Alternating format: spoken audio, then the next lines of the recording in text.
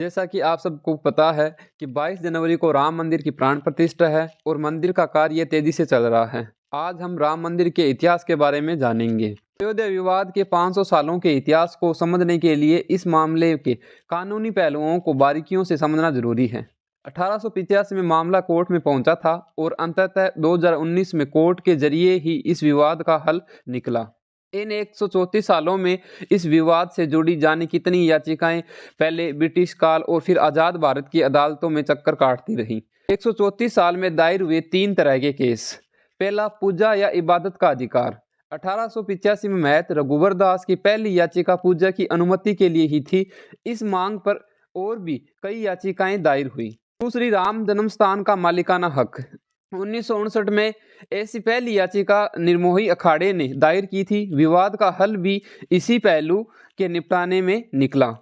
बाबरी ढांचा गिराने का केस। 6 दिसंबर 1992 को बाबरी ढांचा गिराया गया और इस मामले की सुनवाई भी इस विवाद का अहम हिस्सा रही। पूजा के अधिकार की मांग से शुरू हुआ अदालती सफर।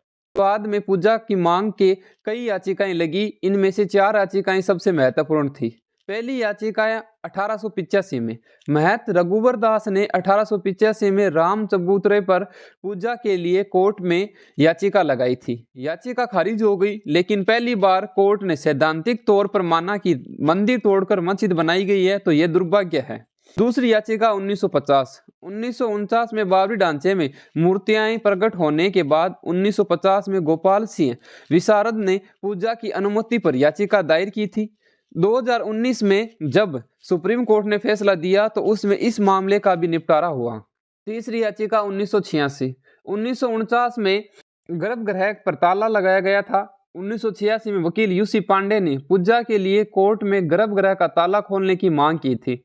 डिस्ट्रिक्ट कोर्ट में खारिज होने के बाद ऊपरी अदालत में इसी याचिका पर गर्भगृह का ताला खोलने का आदेश दिए थे। चौथी याचिका 1993 में केंद्र सरकार अयोध्या में जमीन का अधिग्रहण कर रही थी।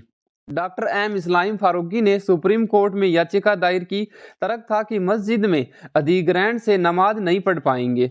कोर्ट ने याचिका खारिज की, कहा नमाज पढ़ने के लिए मस्जिद अनिवार्य नहीं है।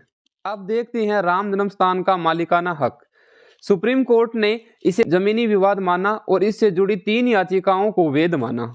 एक, निर्मोही अखाड़ा 1959। निर्मोही अखाड़े ने पहली बार राम जन्म स्थान पर मालिकाना हक जताया था। फैजाबाद कोर्ट में जमीन के प्रबंध का अधिकार मांगा था। दूसरी, सुन्नी वक्फ बोर्ड 1961 में सुन्नी वक्फ बोर्ड ने 1961 में मालिकाना हक का दावा किया था। बोर्ड ने याचिका में विवाद परिसर से मूर्तियों की मांग की थी।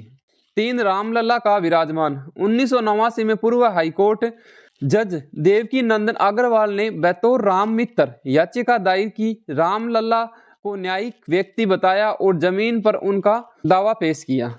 सुप्रीम कोर्ट का रामलला विराजमान को जमीनी विवाद में पार्टी बनाना इस विवाद का महत्वपूर्ण मोड़ था। हिंदू परंपरा में भगवान को जीवित व्यक्ति माना जाता है। भगवान संपत्ति के मालिक हो सकते हैं और कानूनी प्रक्रिया में शामिल हो सकते हैं। 1888 में ब्रिटिश कानून के तहत भी हिंदू देवी देवताओं को न्यायिक व्यक्ति माना गया था।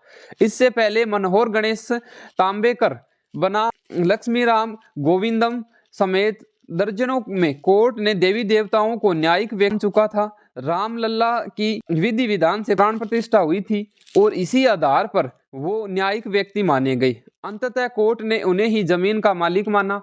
6 दिसंबर 1992 जब कार सेवकों ने भीड़ ने बाबरी ढांचा 6 घंटे में गिरा दिया था। इसके बाद भाजपा और विविध नेताओं पर भड़काऊ भाषण देने और लोगों को उकसाने के आरोप में केस दर्ज हुआ।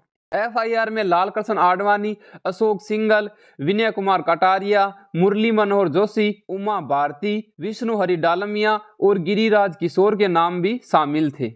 घटना के 10 दिन बाद इसकी जांच करने के लिए जस्टिस एमएस लिब्राइन की अध्यक्षता में आयोग का गठन किया गया। इस आयोग को 3 महीने में रिपोर्ट देनी थी। 1993 में इस मामले से जुड़े सभी केस की सुनवाई लखनऊ स्पेशल कोर्ट में शुरू हुई। 1996 में कोर्ट ने सीबीआई से कहा कि केस में आपराधिक साजिश की धारा जोड़ी जाए। लंबे समय तक बहस यही उलझी रही कि केस के बीच में ये धारा जोड़ सकते हैं या नहीं। 2003 में सीबीआई ने सप्लीमेंट्री चार्जशीट फाइल की, लेकिन इसमें साजिश की धारा नहीं जोड़ पाई। ऐसे में सुनवाई कर रही अदालत ने लाल कृष्ण आडवाणी को बरी कर दिया।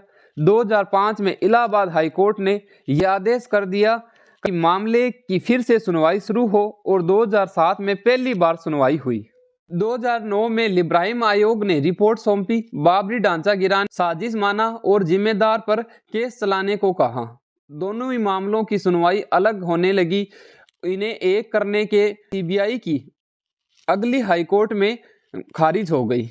2017 में सुप्रीम कोर्ट ने यह आदेश रद्द कर दोनों ही मामलों को एक कर दिया। 20 लोगों पर साजिश के आरोप लगाए तो भी कहा। सीबीआई की कोर्ट ने 49 लोगों को आरोपी माना, इसमें से 17 की मौत हो चुकी थी। सीबीआई ने कोर्ट ने 30 अगस्त 2022 को फैसला सुनाया, जिससे लाल कृष्ण आडवाणी समेत सभी आरोपियों को बरी कर दिया और अब 1528 से 2024 यानी पूरे 496 साल बाद अयोध्या में रामलला का मंदिर बन रहा है। जय श्री राम।